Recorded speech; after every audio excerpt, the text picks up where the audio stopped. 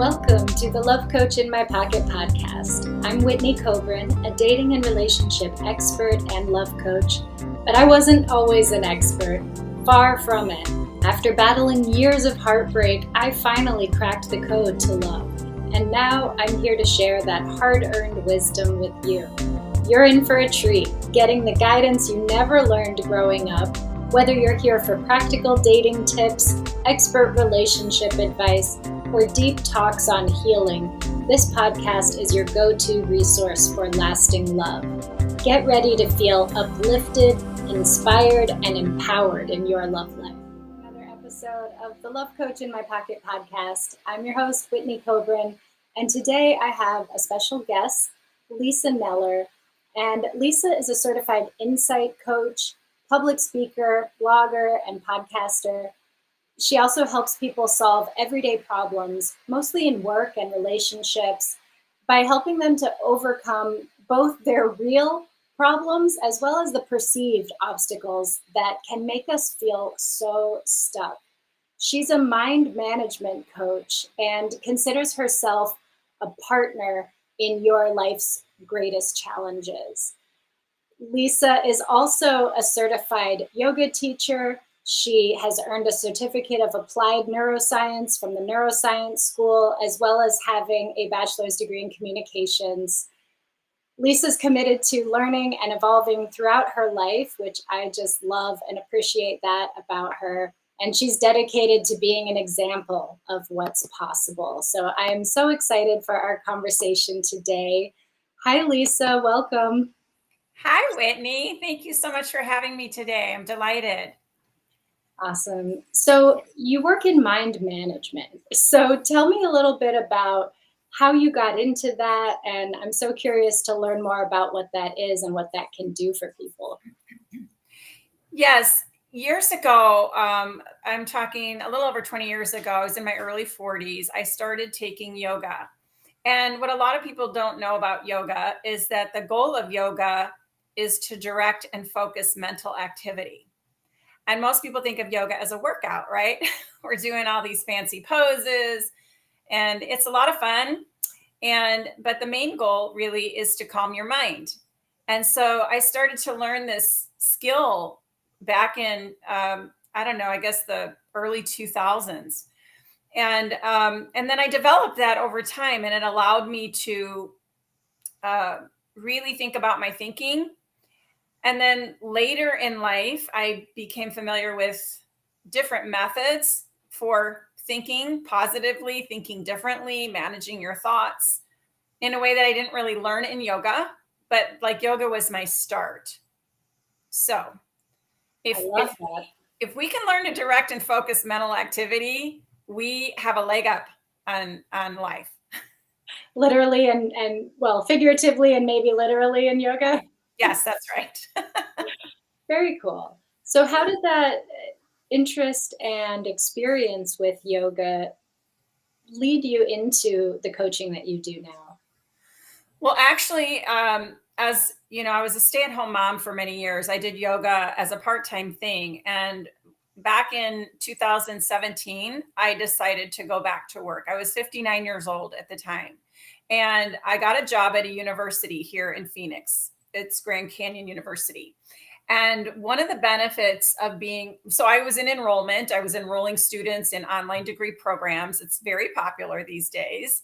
And so one of the benefits of being an employee was that I could take a course. I could get a degree, which I already had one. So I could get a master's degree if I wanted to. And what caught my eye was this graduate certificate of completion in life coaching.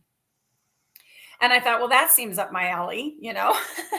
So I took that program. It was a 10-month program. It was very academic. And what it taught me was that coaching was a really viable thing to do. Well, in the learning of all of that, I started following Brooke Castillo, who is the owner of the Life Coach School. And really all she talks about is mind management. Like that is her thing. And so she has a model. You've probably heard of it. CTFAR, which is you have a circumstance, then you have your thoughts about your circumstance, then your feelings, those lead to your actions, and your actions lead to your results. And it's pretty much a cognitive behavioral therapy type of model.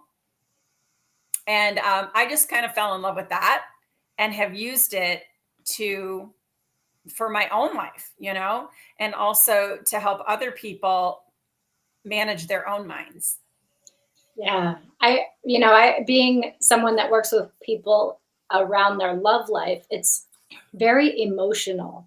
And I've realized and I teach that we can't manage our emotions that well, right? We feel what we feel, they come and go, they come like waves, but we can manage our thoughts so much better than we can manage our emotions, right? And by managing our thoughts, we can shift and change and uh, control our emotions better, right? Have you seen that? Yes, that's a great point. I believe that our feelings do come from our thoughts. So it's not like we can control the thoughts necessarily that come into our brains. I think personally, I think to some extent we can do that, but for the most part, the thoughts are going to come. It's what we do with those. It's, how we pay attention to them and notice them and then take them to inquiry, which is where the skill is developed.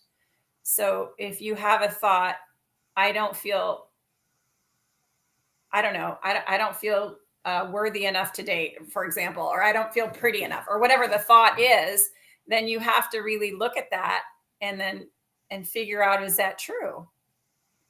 Is that true? And if can I be certain it's true? And that's Byron Katie's work. Can I be absolutely certain that that's true? And then who would I be without that thought? Yeah, I love Byron Katie's work. Yeah. So I don't know if that's helpful or answers your question, but I do think that we do need to become more aware of what we're thinking. And then we have the opportunity to shift our thoughts. We also have the opportunity to shift who we're being. And who we're being comes from our thinking. So, am I a loving person? Am I kind? Am I compassionate? Am I open-minded? Am I non-judgmental? Those kinds of things. And these are thoughts that we can play with. And we can also play with something called a thought ladder, where if we don't believe something, we can work on belief by changing thoughts a little bit at a time. Can you give me an example? That sounds really cool. Yeah. So let's say someone doesn't like their body. Let's say they think they're overweight. That's their thought. They would like to lose weight. They don't feel good enough wherever they are. And to jump to the belief that I love my body might be really hard for someone. So the ladder, at the bottom of the ladder, maybe you start with, I have a body. I have a body. And you might even say, I am going to be loving to my body, through nutrition or diet, or just in my mind, I'm going to just love my body. I'm going to love myself. I'm going to try. And at some point, you may get to a place where you can literally think, I do love my body. And so it's a gradual step up the ladder of thinking. It's a shift in thinking. And it's, the shift implies choice. So a lot of people think, I don't have a choice over my thoughts. They just come. And the truth of it is that we do have choices over our thinking. And as you know, Whitney, we have a lot of programmed thinking in our minds from, when we're little and how we grow up and all of that. And it takes a lot of work to deprogram. Yeah. So we got to do a lot of exercises and things like that, a lot of thinking exercises and maybe even, one of the tools that I use is called Mind Tracks. It's MINDTRX. and they're called paraliminals, and they're recordings, and they feed your subconscious mind, or as they like to call it, non-conscious mind. And it takes a lot of repetition of that to really reprogram your thinking and really believing that you're capable and worthy and all that kind of stuff. That's cool. So that's like those tapes that we can listen to when we're sleeping or when we're awake, or Yep. how do you do them? Yeah, you put your earbuds in and you turn it on and you can listen to it while you sleep, and it's just feeding your mind, and it's a great tool. And also, I think there's other more conscious ways we could do it as well. You know, there's exercises we can do that would encourage our thinking in a more positive way. Yeah. And how long does it take? I mean, what would be one of the shortest examples that you've experienced, either personally or with a client, and then some of the longest? Well, I'm not an expert at this, but what I've heard is that hypnotism is the fastest way to make changes. Now, I have experienced hypnotism one time. I do believe it's helpful, especially in the session that I had was recorded, so I can listen to it over and over again if I want to. And I think it's important, like the number of reps. It's like, lifting weights, the number of reps that you feed your mind with, it's going to work faster the more you do it.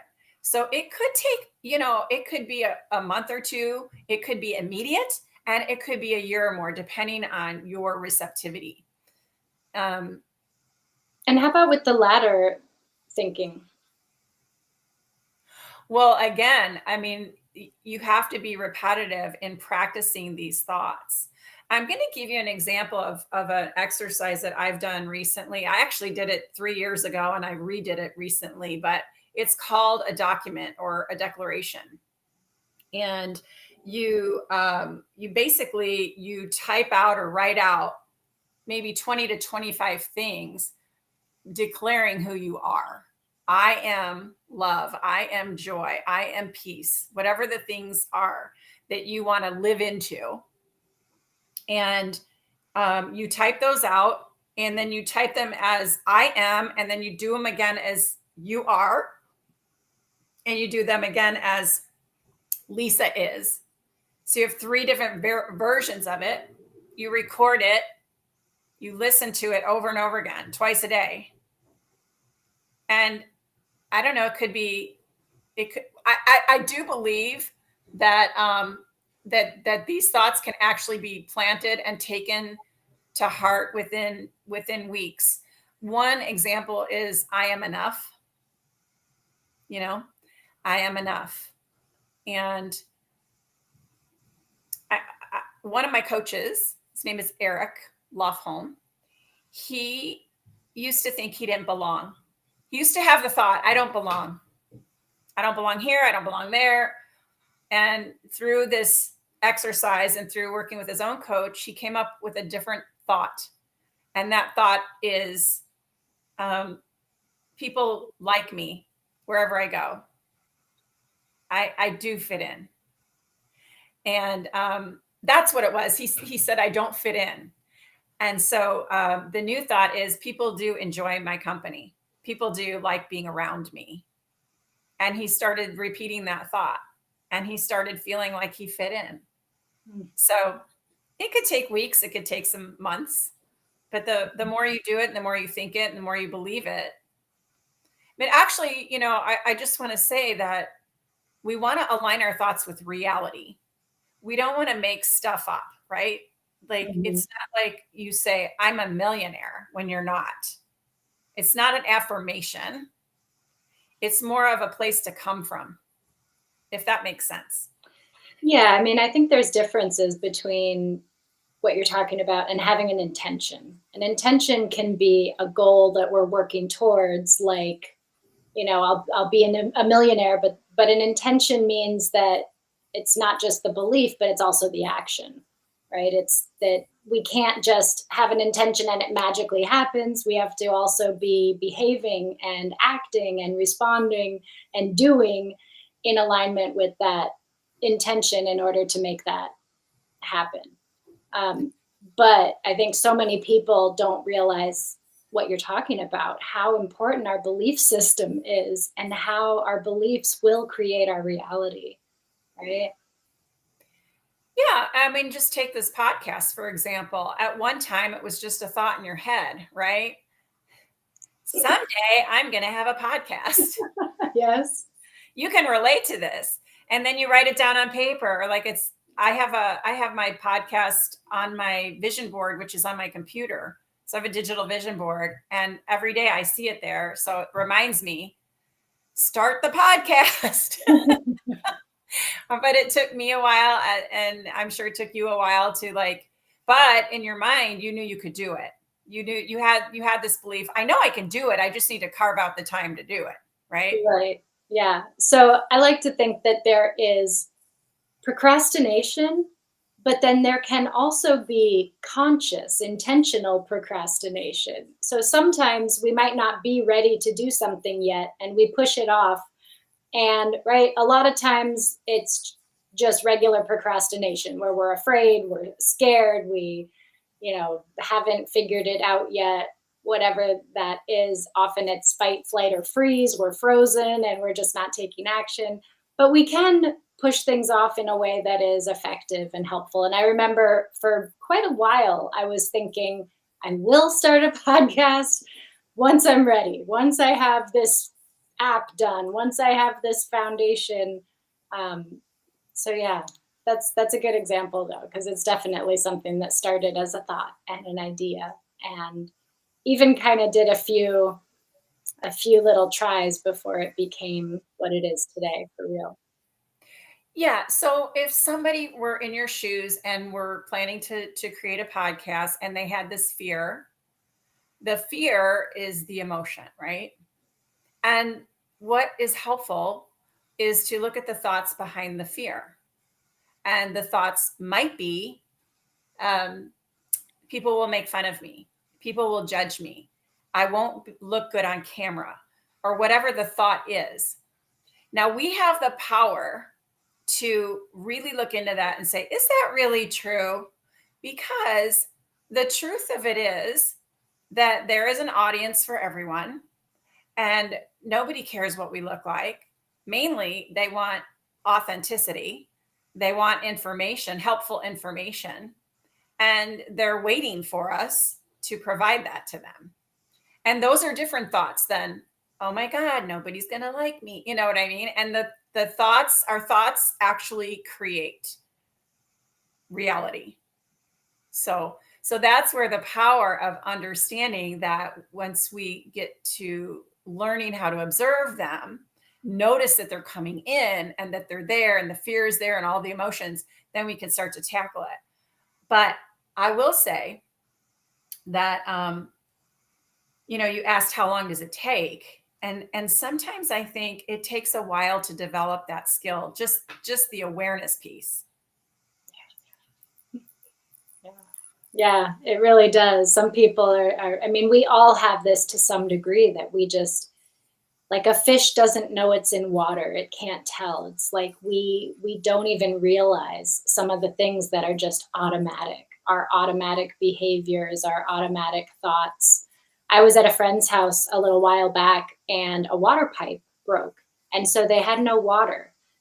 The number of times that we both reached for the faucet to turn it on was just crazy because we know consciously that it wasn't working that day. And yet, our muscle memory, our automatic thinking, our autopilot um, just made us keep going and doing it over and over again, which is why it's just such a great reminder of changing your habits takes time and repetition.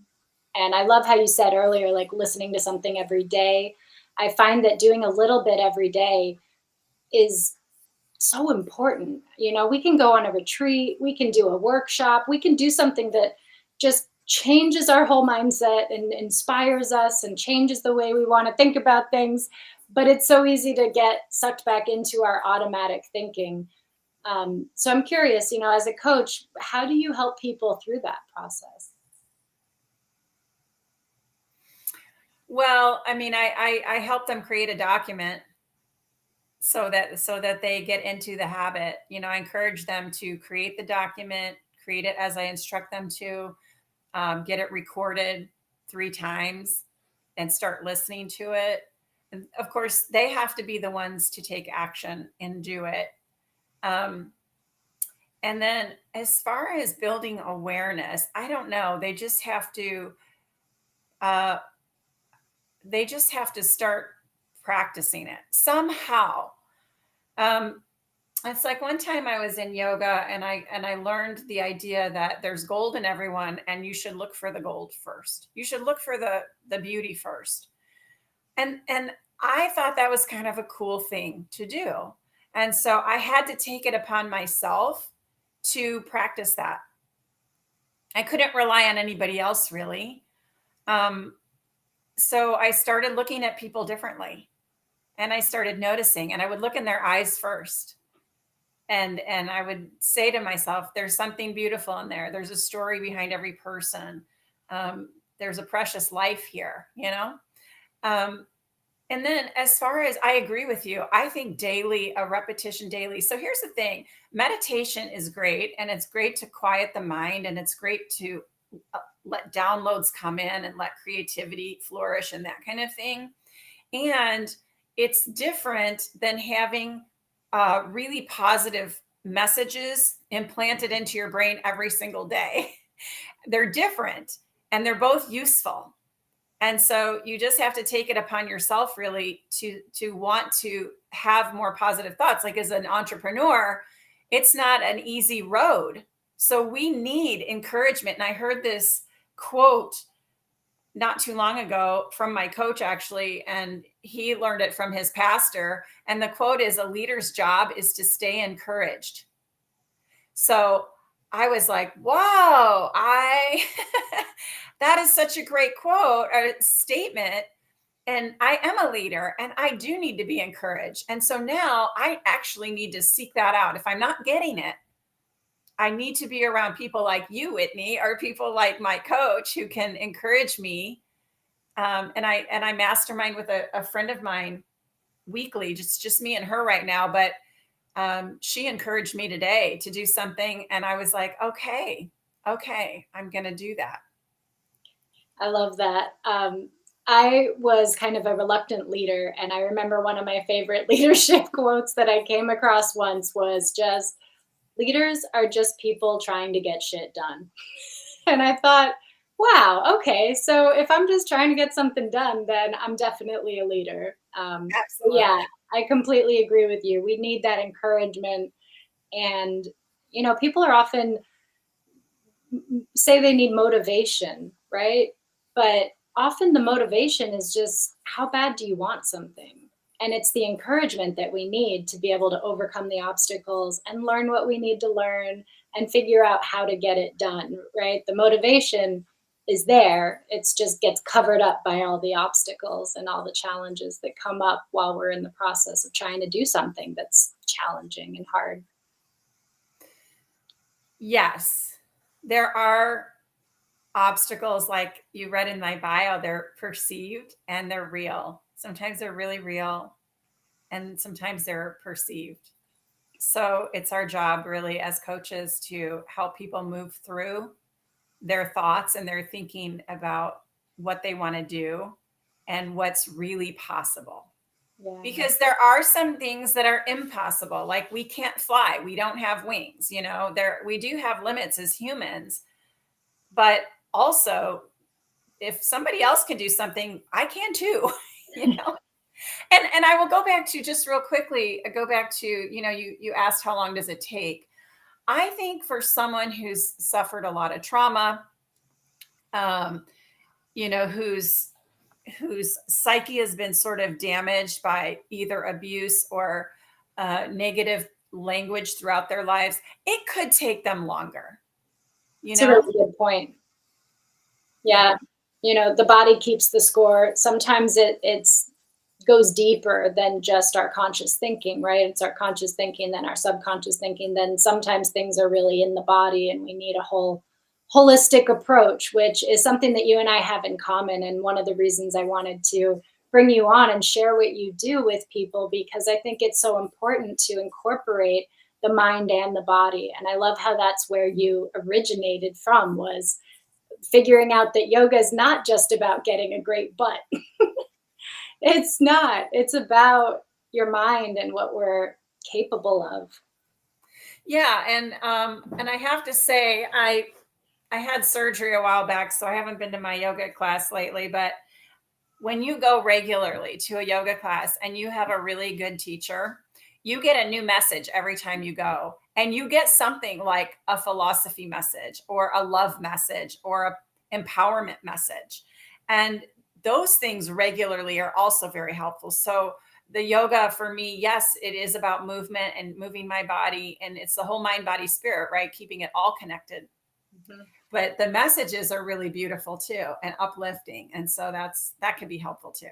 Yeah. And I just keep, I teach people about dating and I support them through finding love. And I keep relating this back. And it's so much of what we just said relates so clearly to dating when I think about people's beliefs, right? Oh, online dating sucks. Everybody sucks. And what happens is the confirmation bias. If you're looking for all these horrible people, you're going to keep noticing, oh, look at this ridiculous guy and his ridiculous picture. And then people will screenshot it and share it on social media and send it to all their friends.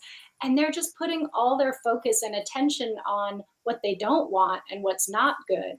And then they do the same thing when they go on a date. They're looking for what's wrong with this person, what is the red flag, and they're not doing what you said, which is look for the gold in people and look for the beauty. Because if you go into dating realizing that 90 something percent of these people are not going to be your person, does that mean that 90 something percent of these dates are a total waste of time and a total horrible experience? I hope not, right? We have something to learn from everyone and something to gain in every date that we have. If you just look for, what can I learn from this person? I mean, you might know from the very first moment looking at them, this is not my person, but you sit down, you talk to them, and you see what you can find out and what beauty or gold might be in them. It's an opportunity to practice being our most authentic self, to practice having date conversations. Some people haven't been on many dates in years, and they don't realize how badly they need the practice. And yet they don't want to go on a bad date because they're like, oh, it's just a bad date. It's not going to be worth it. Yeah, all good points, really. So I think you're doing amazing work. And of course, you have the background to do it, and people are going to benefit from your wisdom there. So, yay. Yeah, I think one of the hardest parts about portraying to potential clients what we can do for them is that they don't know what they don't know. And most clients aren't coming to you saying, Lisa, I'm so glad I found you. I really need a ladder approach to change my beliefs. Like, they don't know. So, just, before we wrap up, I want to ask you, what do people usually come to you for? What are the problems that they're aware of, even if they might not be aware of all of the ways that you can help them? Yeah, I would say I have a couple of niches there. One is more general, but the more specific one is women in the second half of life who are struggling with their identity and their lack of purpose, and direction. So those are the women that I'm really working with now, who they want to accomplish something. They're ambitious, and of course they have obstacles like everybody. And so we work through those obstacles, and yeah, they want to make a change. They sort of want to reinvent themselves. I love that. And did you have a similar experience yourself? Well, I reinvented myself when I went back to work at 59. I love it. I had been teaching yoga for so long, and I was like, oh, I need something else. And I didn't really want to go back to work full time at the time, but I did it to help my husband out. And it turned out to be such a good thing because look at where it led me. Yeah. That's amazing. And you've been Yeah, an inspiration to your children and so many people, right? I think so. Yeah, that's some of what I'm hearing, which is great, as are That's you.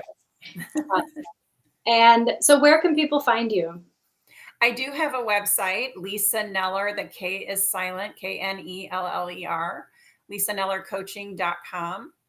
And if you are interested in any of my freebies, my free offerings, I have a lot of them. It's lisanellercoaching.com/free stuff. All one word, free stuff. I love it. All right. So go get your free stuff. Thank you so much, Lisa. I will talk to you soon. All right. Thanks, Whitney.